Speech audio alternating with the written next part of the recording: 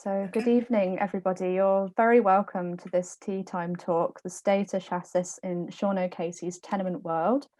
Teatime Talks is a talk series run by the museum 14 Henrietta Street in Dublin 1. And for those of you who don't know about the museum, it tells the story of one building in the north inner city from being a Georgian townhouse to the time it was a tenement. And this talk series explores different stories connected to the history of the building. And 14 Henrietta Street is run by Dublin City Council Culture Company, which runs different cultural projects across Dublin. So my name's Kate, and in a moment I'm going to hand over to our speaker for this evening. But before I do, I just want to let you know that there will be an opportunity to ask questions at the end of the talk. And if you want to do that, you can type your questions into the Q&A box down at the bottom of the screen. So if you want to do that, we will try and get to as many as we can at the end, and we will try and finish up at about 8 o'clock.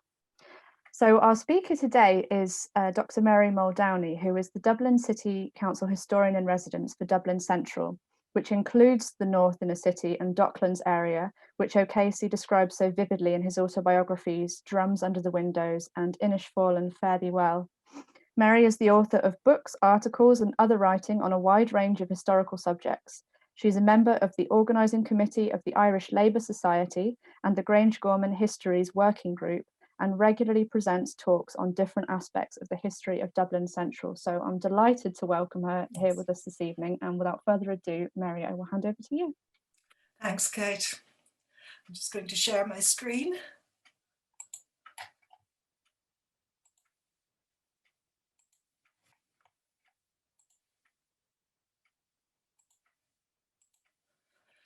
Good evening, and thank you very much for coming. And I was just saying to Kate that I hope nobody expects me to be quoting from the plays, because I'm afraid I'm no actress and I would just ruin O'Casey's marvellous language.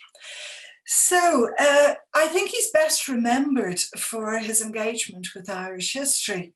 And this was particularly during the crucial period of turmoil and revolutionary change, which, as historian in residence, myself and my colleagues are primarily focused on for the decade of commemorations.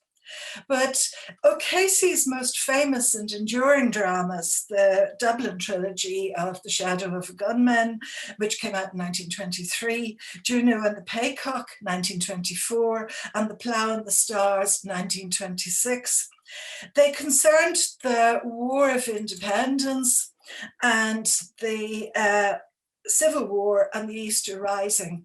So that was the respective topic of each of the plays, but of course they were sort of in reverse chronology.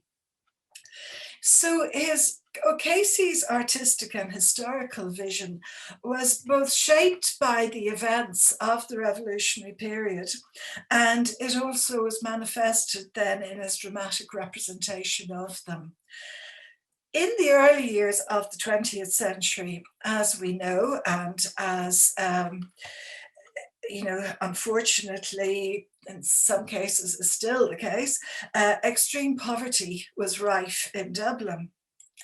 Sean O'Casey was born at 85 Upper Dorset Street on the 30th of March, 1880. He was the youngest of 8 children, of whom 5 were living and 3 were dead. O'Casey always said he was born in a tenement, and the house was indeed 3 stories high, but it was occupied only by his family. A true tenement, as is the case with 14 Henrietta Street when it became a multi-occupation dwelling, it's a type shared by multiple households, typically with flats or apartments on each floor, and with shared entrance and stairway access, and usually sanitary facilities. In February 1913, the committee appointed by the local government board to inquire into the housing conditions of the working classes in the city of Dublin.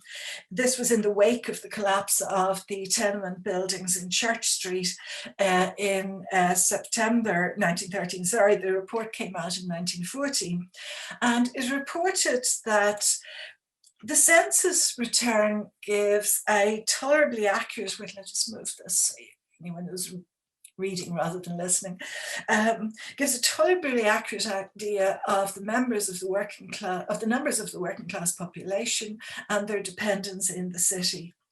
The total ascertained in this manner, excluding domestic servants, is 194,250. And in further confirmation of this figure, we would point out that the population occupying accommodation consisting of not more than 4 rooms in the city of Dublin, which they note was extracted from page 14 of the Census of England and Wales 1911, because of course that included Ireland still at that point. And they were saying that, so the numbers of people who were in very inadequate accommodation in terms of size was 194,870. The total population in the city of Dublin at the time the census of 1911 was taken was 304,802. And the figures we have extracted would show that about 63% of the whole population belonged to the working classes. Now, at that time, I'm not going into the minutiae of how classes were arranged, but you could be fairly accurate in saying that if you were a member of the working class, you were not earning huge amounts of money. Excuse me. But O'Casey's parents were Michael Casey, a mercantile clerk, and Susan Archer. And in the early volumes of his autobiography, O'Casey refers to the family name as Cassidy. When he became involved with the Gaelic League as a young man, he changed it to the Irish version, Sean O'Cahasey, which was in turn anglicised back to O'Casey. So when in the autobiographies, it can be quite confusing because he switches between John, his given name at birth, to Johnny, to Sean, and just referring to himself in the third person quite often.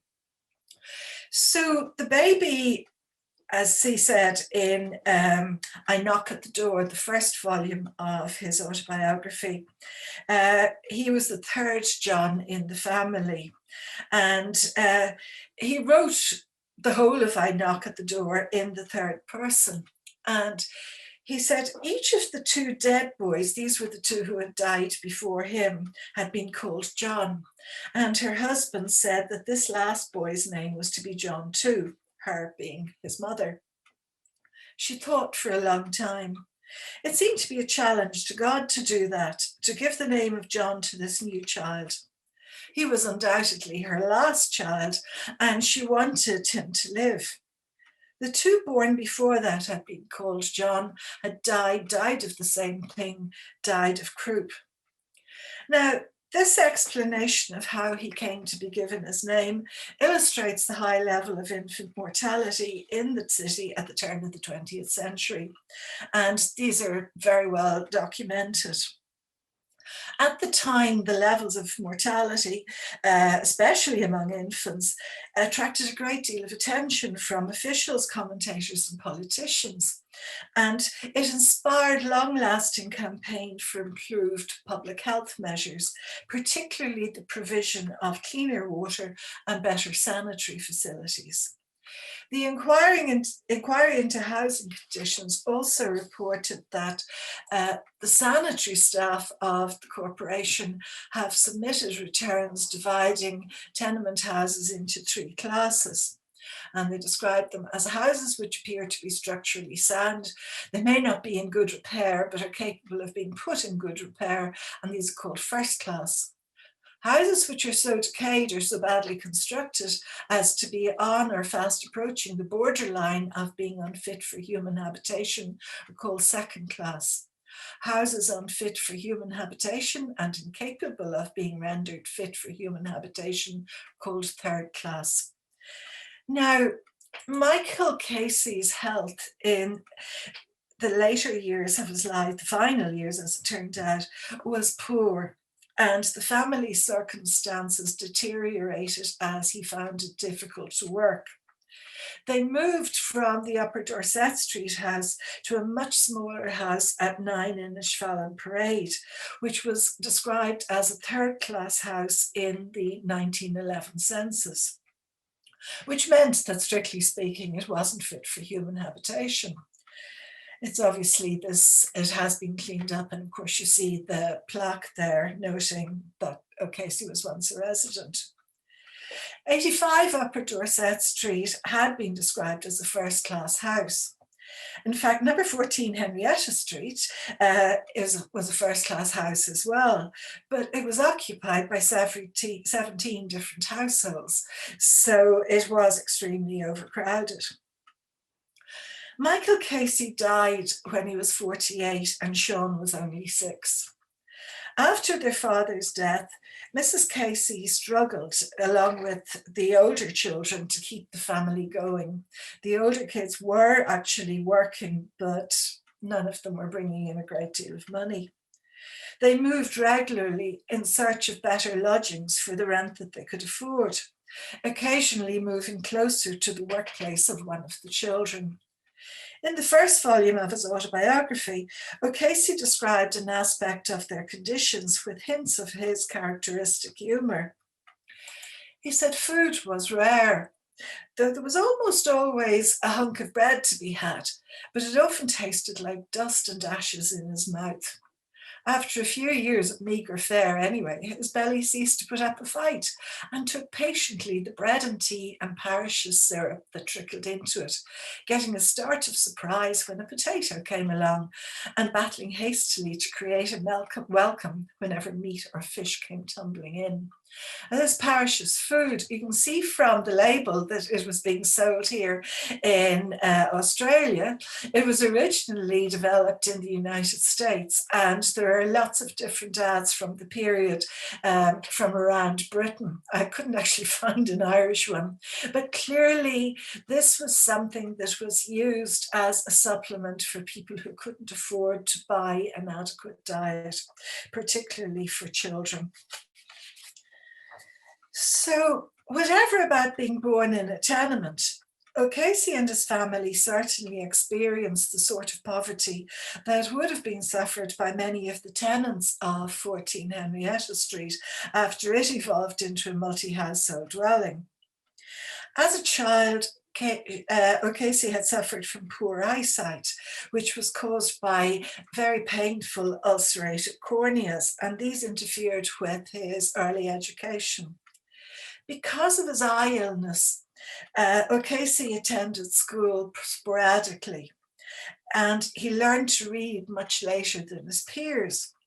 But his more or less self-taught reading included the Bible, classics such as Shakespeare and other Elizabethan dramatists and writers, and Victorian progressive and socialist writers, including Tennyson, Ruskin, Shelley, and later George Bernard Shaw.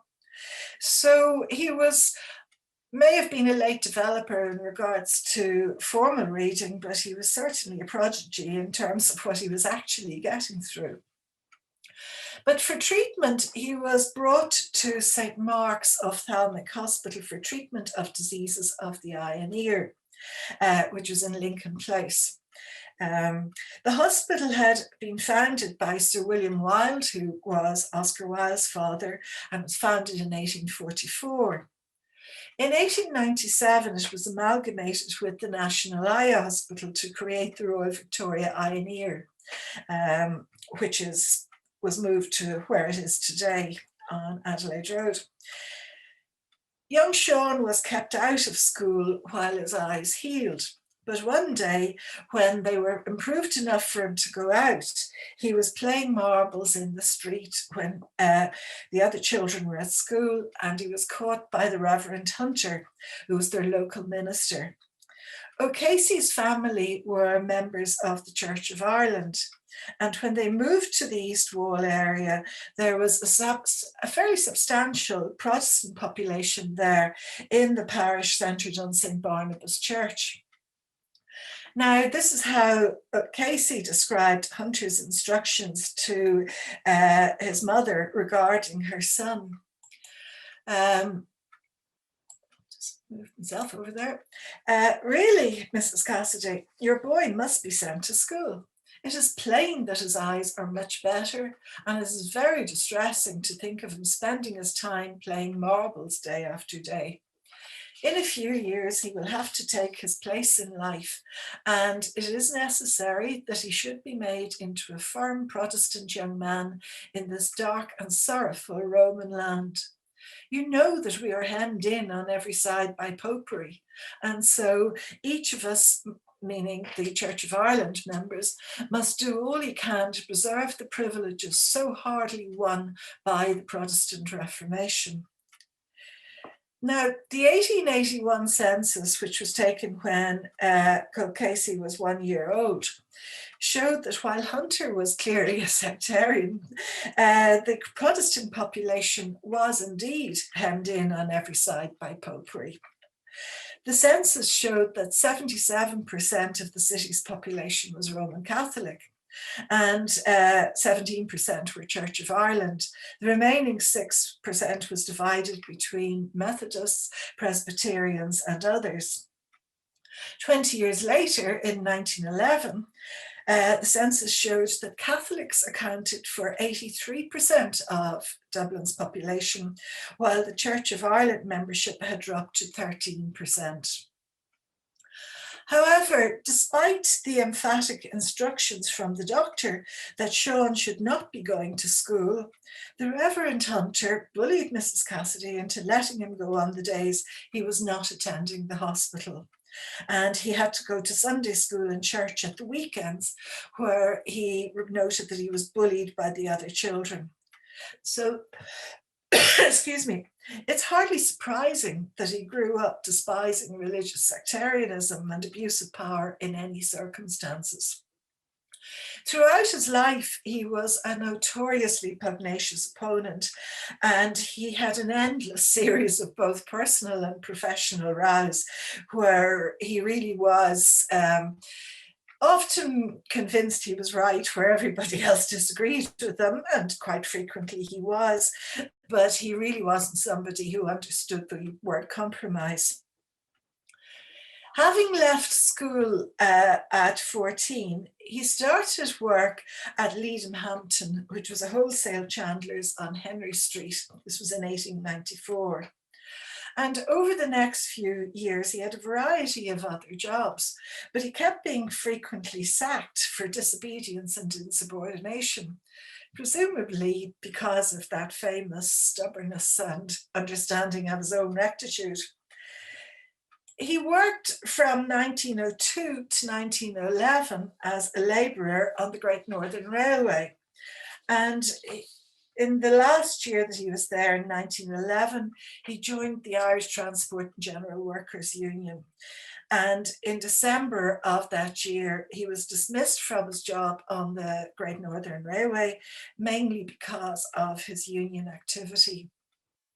He was a very fervent admirer of Jim Larkin, and although he admired James Connolly as well, he always felt he was a poor substitute for Larkin, who he thought had a much greater common touch and could inspire people to follow him. Not arguing about one side or the other of that particular one at the moment. So he had joined a number of organizations around this time. They all shaped his political attitudes and gave him, in many ways, different approaches to the preoccupations of the next decade or so before he became a well-known playwright. In 1906, he joined the Drumcondra branch of the Gaelic League.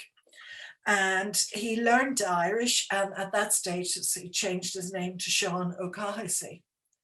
2 years later, he became the club secretary. And that was quite a common thing for him, that he'd be in an organisation and then he would be elected as the secretary or appointed, suggesting that he was extremely well organised. Now, we do know he was obviously very literate and articulate, but he clearly was useful as an organisation secretary. In 1907, he had joined the St. Lawrence O'Toole Club, and he wrote stories and satirical sketches for the club's newsletter, and this was read out at meetings. On 25th of May 1907, his first publication, Sound the Loud Trumpet, appeared in The Peasant and Irish Ireland. I have to confess, I couldn't find out if they were two separate publications or if they were joint publications. So if anyone has more knowledge about this, please do contribute in the Q&A at the end, and I'd be very grateful. But in 1910, he had become a founder member and the first secretary, again, of the St. Lawrence O'Toole Pipe Band. And he learned how to play the uilleann pipes, and that's what he adopted for the pipe band. But a couple of years earlier, he had joined the Irish Republican Brotherhood. The IRB was going through a fairly quiet period of its history at the time, but it enabled O'Casey to meet and befriend many people who had become prominent in 20th century Irish history, mainly in the political arena. But within a year, he had been appointed secretary of the Wolfe Tone Memorial Committee. He became secretary of the Women and Children's Relief Fund during the 1913 lockout. And this was the fund that would have been responsible with Dora Montefiore, who came from over from England, to organise the sending starving children from lockout families to England until the Catholic Church in Dublin interfered and said, you know, would prefer to have had the children starve rather than be fed by English trade unionists. I think partly because of the religious rather than their nationality. But in 1913, he joined the Irish Citizen Army, which was founded in November 1913 as a defence militia after the RIC and the Dublin Metropolitan Police had attacked tenement buildings during the lockout. And he became secretary in 1914 of the Army Council. He was also writing articles and contributing a regular column to the Irish Worker at this time. He'd been blacklisted from many jobs after the lockout, and he found it extremely difficult to get regular work. And even the small fees that his writing earned were a welcome addition to his income at this stage. In 1919, he published the story of the Irish Citizen Army. And in this, he explained the differences between the Irish Volunteers and the Irish Citizen Army with reference to the founding of both organisations. That's a famous picture of an ICA troop outside Croydon House, which was a building owned by the ITGW where they could use to leisure facilities and education and various activities, but it was also where the ICA did quite a lot of drilling in the run-up to the 1916 Rising. As I said, the ICA had been formed as a defence militia for the workers of Dublin City, while O'Casey argued that the leaders of the volunteers were implacably opposed to the interests of the labour movement, and they had excluded quite deliberately inviting workers' organisations to their own early founding meetings.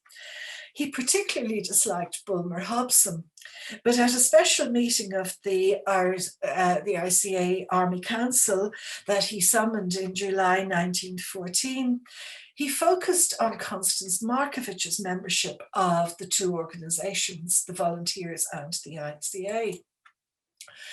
He wrote, "This trust was aimed purposely at the Countess Markovich, whom the secretary knew to be actively sympathetic with the volunteers and to hold an official position on the committee of one of the branches of Cumann Mán, the women's auxiliary movement, to advance the cause of the volunteers." The following was the motion moved by the Honorary Secretary himself. "Seeing that Madame Markovich was, through Cumann Mán, attached to the volunteers and on intimate terms with many of the volunteer leaders, and as the Volunteers Association was, in its methods and aims, inimical to the first interests of labour, it could not be expected that Madame could retain the confidence of the Council, and that she now be asked to sever her connection with either the volunteers or the Irish Citizen Army." Now, in typical O'Casey fashion, he was ignoring the fact that not only, yes, certainly Markovich was on both bodies, but she was on a lot of others as well, including the Fianna, which was the Republican Boy Scout movement. And the Northern himself was extremely active in various different aspects of the movement. It was also, while many of the leaders of the volunteers were indeed anti-Labour, it wouldn't have been true of most of the membership. So the resolution, probably not surprisingly, was defeated by 7 votes to 6 by the Army Council. And O'Casey, of course, immediately tendered his own resignation, and that was formally accepted a few days later. Larkin asked him if he couldn't be persuaded to apologise to Markovich, but O'Casey refused, saying he could not apologise for saying what he believed to be the truth. Now, he was publishing various, as I said, both in the Irish Worker, but also in the Workers' Republic, because by this stage, Larkin had moved to the US in the aftermath of the lockout.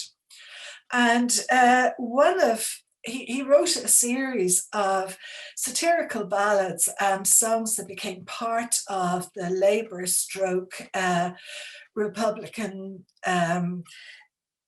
movements at this stage, but this is one of the first ones, and I'm not attempting to sing it, but it was called The Grand Old Dame Britannia, and it was published in the Workers' Republic on the 15th of January 1916 under his pen name, which was An Gall Fada, which roughly translated as the tall foreigner.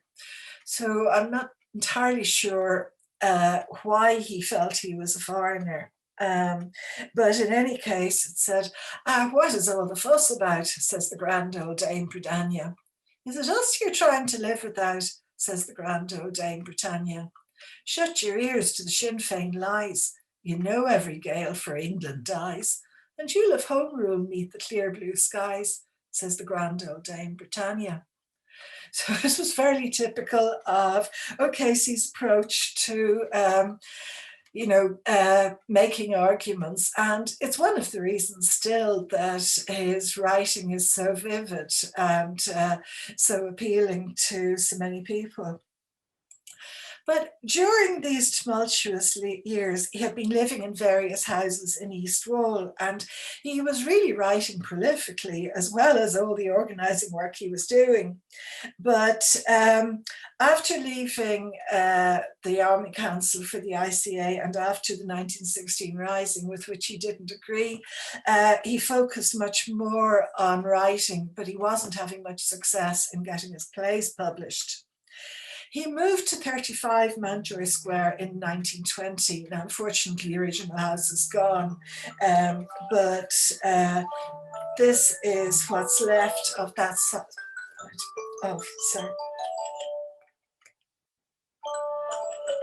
of Mountjoy Square. Excuse me, my phone was going off. I'm hoping you can't hear it.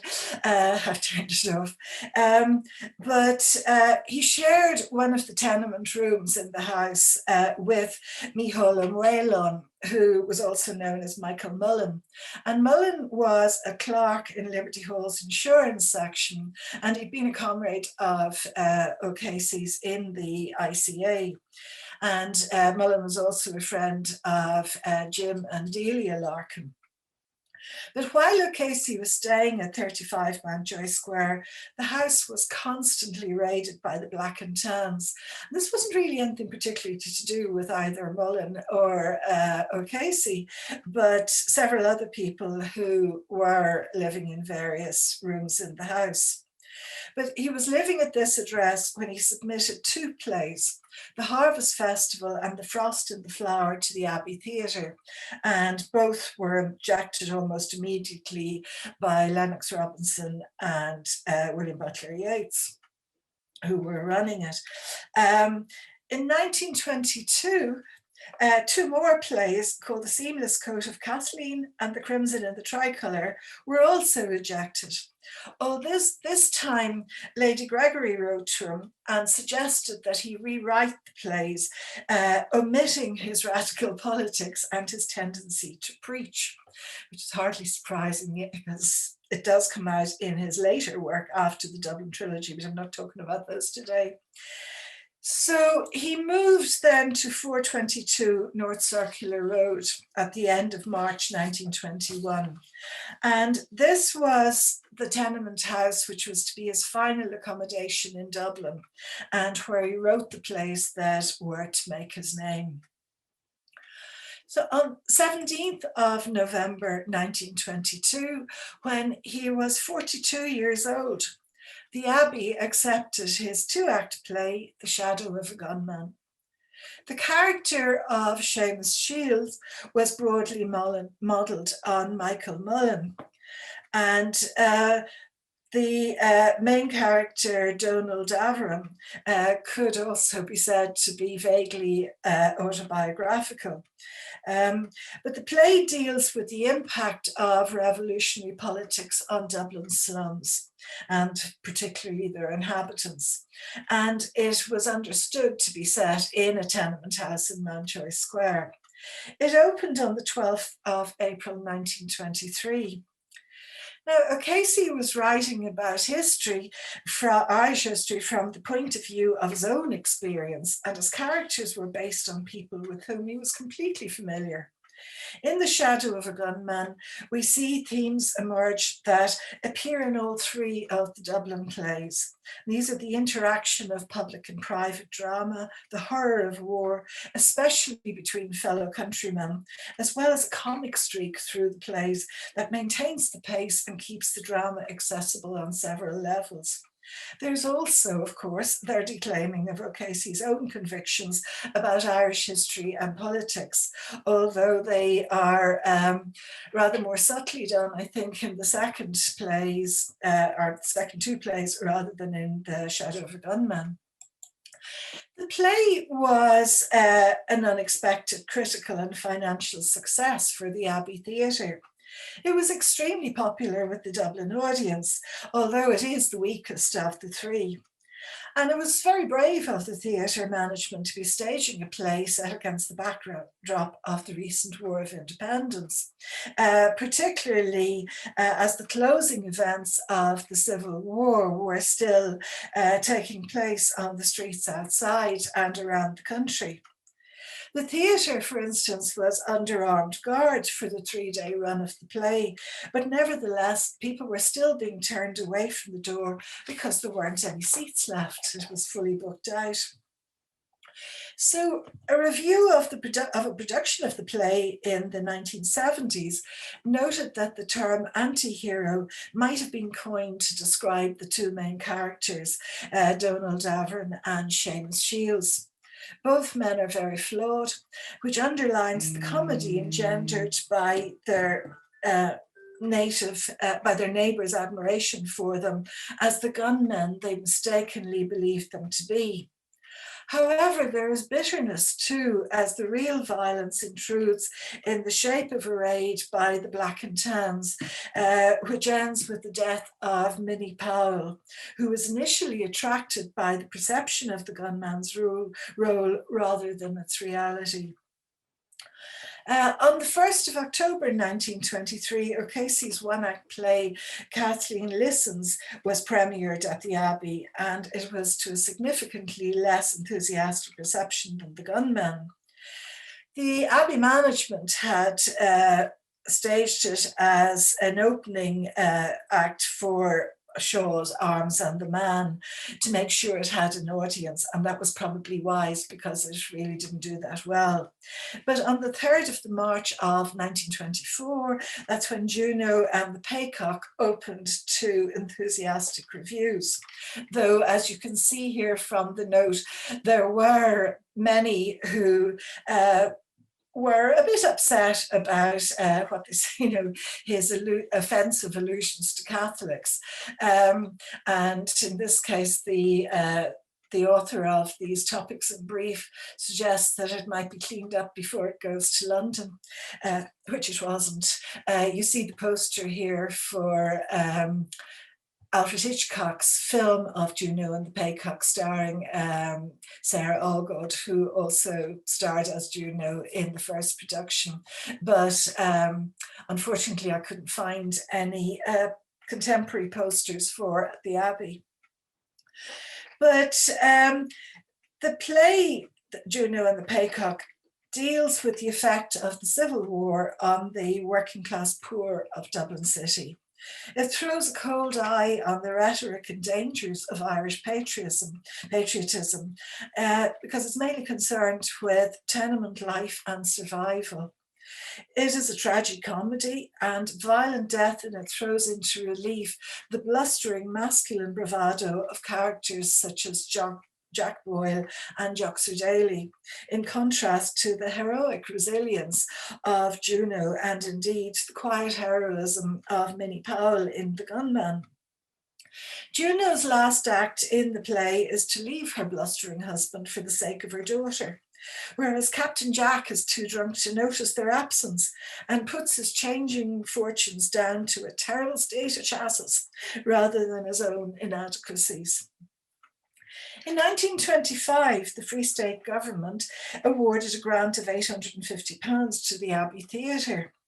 This grant was unprecedented at a time when the newly independent state was trying to establish its identity in the aftermath of the War of Independence and the subsequent Civil War.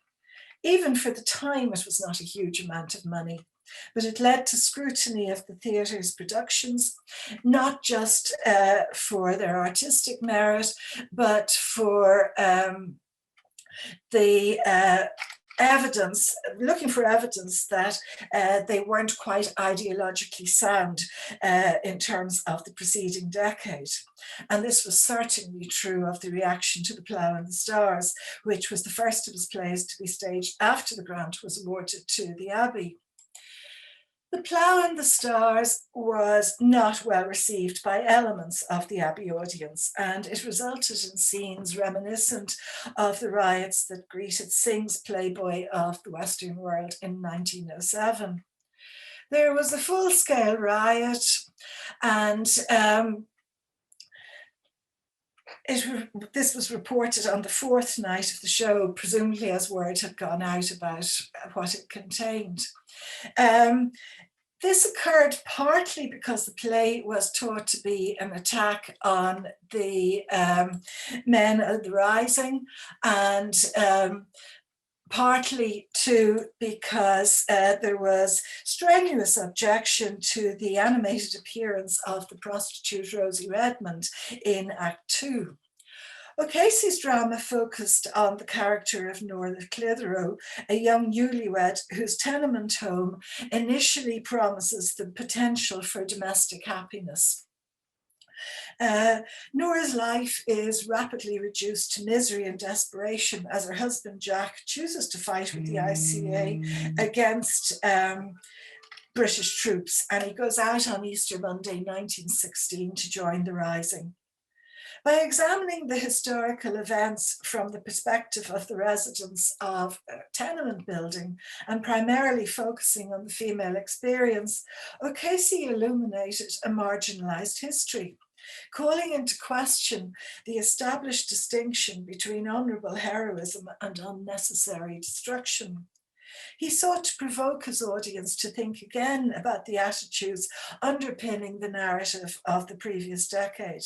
But the play unfortunately provoked a lot of anger and antagonism rather than a new analysis of the past. He challenged and subverted conventional moral and social attitudes in a conscious effort to provoke the questioning of inherited political and religious beliefs. Taking offence from what was perceived to be an inauthentic and inaccurate recreation of their lived experience of fighting in or losing family members to the 1916 Rising, the riots were incited primarily by Irish Republican women, led by Hannah Skeffington. Now, there's a distinct irony in their claims of inauthenticity and inaccuracy, given that O'Casey was 42 when The Shadow of Gunman was staged for the first time, and the Dublin Trilogy was built on his 4 decades of direct experience of tenement life. So he really was the expert on the subject. However, on seeing the play, Republican women expressed anger at its failure to reproduce the women's experience of bravery and sacrifice through 1916.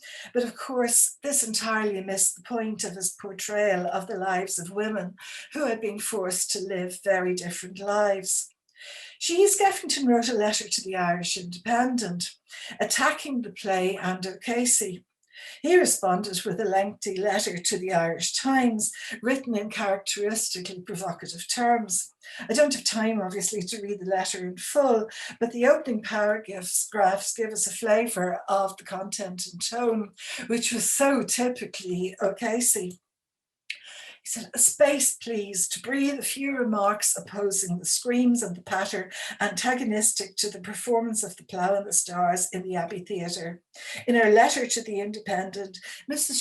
Skeffington does not drag before us the parts of the play that spread irritating thoughts over the minds of herself and her allies, but a talk with some of the young Republican women, which I had after the disturbance, enabled me to discover the national tocsin of alarm was sounded because some of the tinsel of alarm was shaken from the body of truth." Now, I'm not going to read the rest because I'm running out of time here, but basically he's saying, do they really think that the men of the ICA never visit a public house, that the tricolour has never flown there, and that rather than seeing her as atypical and a coward, that Nora Clitheroe was actually a typical representative of womanhood. Now, you might argue about some of that as well.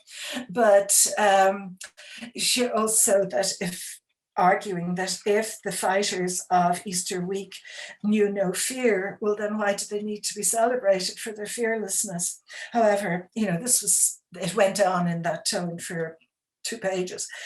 So a debate, Skeffington challenged him to a debate, which he came out of worse because he wasn't a great public speaker. But the play totally outstripped the Gunman in terms, and Juno in terms of the takings. And O'Casey himself was so buoyed up by this commercial success, which of course made him popular with the Abbey management, that he decided to become a full-time writer. So Sean O'Casey, and these are some of the books that can tell you more about him. David Krause is particularly sympathetic and collected his letters as well, which are absolutely fascinating. He was a fantastic letter writer. But the Christopher Murray biography, while it's long, is still probably the best. But he wrote about the lives and struggle of ordinary men and women at a time of social upheaval. And I think in this, his drama achieved not just a Dublin appeal, but a universal one as well, because it was realizing social and political content that is way wider and deeper than its first apparent. They're not just comedies, they are tragic comedies, but they're also not totally anti-heroic, because even in his most pessimistic moments, O'Casey always found someone worthy of esteem, quite often the women in the three plays. And there's always a hint that despite all appearances to the contrary, there is in unlikely people and places much genuine bravery and self-sacrifice. Now, I will wrap up, but I just want to say one last thing about him. When he was 84, in his final year of life, O'Casey declared that he was communist heart and soul and proud of it. He remained steadfast in his support for the USSR, despite its many deviations from the socialist ideal that had prompted the revolution in 1917 and various subsequent efforts to create a new type of society. He saw his art and his politics as intrinsically entwined, and this certainly influenced his evaluation of historical events. He was politically active himself in the early years of the revolutionary decade, but by the beginning of the 1920s, when he was engaged in full-time writing and he produced the three Dublin plays, it was his life experience as a working class man that was the most prominent influence on him, rather than socialist theory. Yeats wasn't particularly enamoured of what he dismissed as people's theatre, which included O'Casey's, but he did concede that it was considerably more popular than the elitist anti-modernist drama that he himself had tried to adopt in the Abbey. For all O'Casey's stubborn adherence to his own standards and values, he was a man of the people whose dramatic instincts and progressive principles contributed to the lasting popularity of his vision of tenement life in Dublin. And thank you very much for listening, and I'll stop sharing and go back to Kate. Thank you. Thank you so much, Mary, for that brilliant talk. Really, really interesting. And I think many of us are looking forward to a time we can get back into theatres in town and watch some of those plays in real life again. I had a quick look on the library system there, and all of those books, all three of those books that Mary just mentioned, are available from Dublin City Libraries, which I believe are operating a home delivery service at the moment. So if you do fancy some further reading, then do take a look there.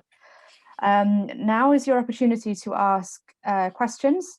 So if you have a question, for those of you who arrived after the introduction, you can use the Q&A box at the bottom of your screen and type your question in there. And I forgot to mention at the start that we are also recording this talk. So if you arrived after the start and you missed something, then you will be able to watch back at a later date. We'll be sharing that on our website. So I can see that questions come in already from Roz. Are the autobiographies out of print, or are they available anywhere to read? There are fewer copies in the library system, and you can order them. I am reluctant to mention a particular international bookstore where you can buy them online because it's been taken over by Amazon. But there will be copies of. There are copies available. You know, it was a Pan. They're mainly in Pan Classics, so they're fairly cheap. Always worth asking one of the many independent bookshops in Dublin that we have, wonderful ones. Unfortunately, they're also closed at the moment. You know, if you really wanted to get them in a hurry, it probably is an online order. While we wait for some other questions to come in, speaking of books and further places to read, are there any online resources that we can go to find out more? There are, but they're not always as reliable, I have to say. You know, that because the plays, the three Dublin plays are so popular, here there tends to be an emphasis on those, and they've become part of the Irish canon, really. His later work, which is, you know, a lot more abstract and experimental in many ways, was extremely popular in East Germany, of all places. And, there was actually an O'Casey theatre and a dramaturge appointed just to explore the various plays that he wrote. I'm not crazy about I hope I'm not totally mortally insulting anybody, but I didn't find any resources that told me something I didn't already know from reading the biographies and the letters and the autobiographies, of course. The autobiographies are not reliable, by the way. You kind of need to maybe fact check them a bit if you're doing it from a strictly historical point of view. But they're beautifully written and fascinating to read. Thank you. Maria says, Mary, thank you so much. For interest, I found a link to show The Peasant and Irish Ireland, which appears on www.loc.gov, which is the Library of Congress, as one publication for the period 1907 to 08. I'll pop that link in the chat there. Thank you, Maria. Thank you so much. That's great. Another question, do you have a favourite heroine from the three plays? Yes, Juno, very definitely. And I'm proud to say my granddaughter is called after her, not after the Juno film, which was made more recently and had a totally different subject matter. So Juno starts as, she's not as strong a character as she becomes in the course of the play, but she rises above the sheer awfulness of her husband, but also her son. The male characters in Juno and Paycock are very wanting, and Juno rises above it all for the sake of her daughter and the next generation. I mean, there's a lot of people would be familiar, but at one stage, Mary, her daughter, who's pregnant outside marriage, is saying that, she's worrying about her child who won't have a father. And Juno says, but the child will have what's much better. He'll have two mothers. And I think that's where O'Casey was coming from. He had a very close relationship with his mother and his sister. Thank you. And his wife, of course. Mm-hmm. Eileen asks, could you clarify, did the Black and Tans raid the Abbey during one of O'Casey's plays? No, it wasn't Black and Tans, it was Republicans. No, they were I think they had raided previously, and there were some ambiguous references around the gunman because they would have been still, on the streets. Well, no, that was when it was coming out. So, but I'm pretty sure they didn't. I didn't find any direct reference, and I looked in the what's off the Abbey archive online, and I think that's something that would have been highlighted if it had happened. But I'm always open to correction. The Black and Tans raids throughout Dublin were horrific. And there are so many different accounts from different people at the time. So the fact that, for instance, the Mountjoy Square House was raided so many times, I can see why somebody who, like O'Casey, wanted peace and quiet to write, apart from the invasion of their civic rights, would have been very upsetting. And he obviously did better in North Circular Road. Comment here from Margaret. Thank you for your talk. I just love the three Dublin plays. Looking forward to seeing them again in the Abbey. Love the reference to the places in Dublin where my grandparents lived during those troubled times. My grandaunt also lived in Inishfallen Parade. So thank you for your wonderful talk. That's Thank you, Margaret. And Maria asks, did O'Casey self-exile? Yes. He, as I said, he was prone to walking off in a strap. He didn't get his way about things. And after the Plough and the Stars, which the Abbey had supported him through all the furore, but he submitted the Silver Tassie, and they didn't want to show it, and this was about the First World War, so he was kind of almost working backwards through that period. But he decided he would go to England at that stage, and he didn't come back again. Thank you. But, sorry, carry yeah, on. no, I was just going to. He did some great work from England, and of course he met his wife, and he travelled fairly widely as well. But they're not as accessible as the Dublin. He became far more interested in a kind of expressionist approach, which can be fascinating, but if you just want to really enjoy a play where the people say what they mean, and also the wonderful language of the Dublin tenements, it's a bit like Dublin working class language now. The phrasing and everything else is just magical most of the time. Thank you. I think we've got time for one or two more. Breda asks, just wondering where Croydon House was located. At the back of Marino. I'm just trying to remember the name. As you're going up from Fairview towards the houses in Marino that were built in the 1920s by the council, those beautiful houses around kind of circular design, it was up there on fields around there. I think it lasted actually quite a long time after even the period that the ITGWU owned it. But it was a fascinating kind of outlet for a union, which had been only in existence for about 10 years at the time, actually even less at the time of the ICA and the lockout. But they were doing education, and Delia Larkin had a drama group, and they were doing very many other things. So it was very advanced in its approach to working class education. Thank you. And Grania adds to that, Croydon Park is still there just off Griffith Avenue in Marino. Right. Oisin has a question. Do you know if O'Casey was involved with any particular campaigns to reform living standards in tenement housing? It's a good question. He did certainly throw his weight behind trying to argue that things should be improved. But I have to confess that I'm tired now and I haven't eaten. So I literally cannot remember the details.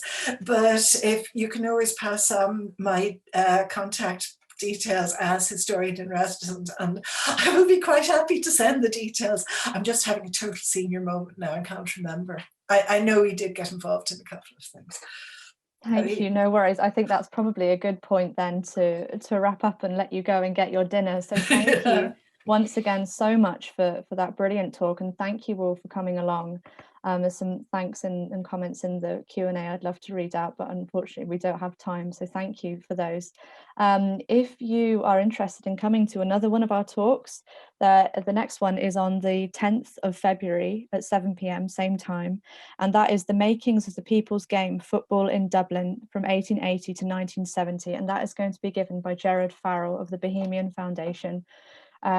Football was a hugely popular game in the tenements for many people who were children at the time, as well as adults. So that should be a brilliant talk. So tickets are available for that on our website, and do keep an eye out for others. So one final time, thank you so much for coming. Thank you, Mary, and I hope you all have a lovely evening. Thank you, Kate, and thank you to everybody for all the great questions. Bye.